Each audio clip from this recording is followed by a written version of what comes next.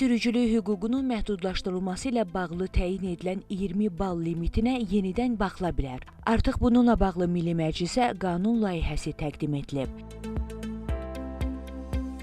Son günlər sürücülərə tətbiq olunan cərimələr və cərimə balları geniş müzakirə olunur. Xüsusilə 20 ballıq limitin sürücülər üçün ciddi problem yaratdığı bildirilir. Ekspertlərin fikrincə limitə yenidən baxıla bilər.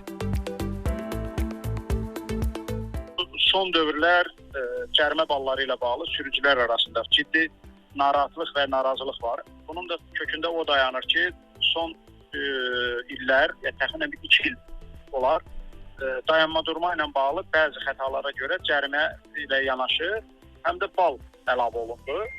Yəni avtomobillərin səkilərdə park edilməsi, yol ayrıcına 5 metr qalmış, piyada keçidinə 5 metr qalmış, avtobus solağı və yaxud da ikinci cərgə, bax bunlara görə də 2 bal əlavə olundu. Bu günləri sürücülük vəsiqəsi əlindən alınmış, yəni sürücülük buna məhrum edilmiş. Sürücülərin %90-ı bu məhrumiyyətlə üzləşib. Ekspertin sözlərinə görə dayanma və durma qaydalarının pozulması ilə bağlı bal sistemi yenidən nəzərdən keçirilməlidir. Bu istiqamətdə cərimə sanksiyaları saxlanılmaqla bal sisteminin ləğvi də müzakirə oluna bilər.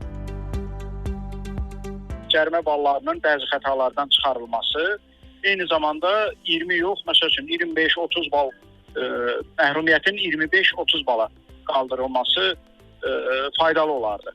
Çünki bugün əksər sürücülər bunun acısını yaşayır və bu günləri əksəriyyətinin sürücülük vəsiqəsi məhrumiyyətə gedib, bəziləri də artıq 17-18 balla risk qarşısındadır. Ekspert onu da bildirdi ki, aidiyyatı qurumlar tərəfindən artıq Milli Məclisə layihə təqdim olunub. Aytən Fehruz, Xəzər xəbər.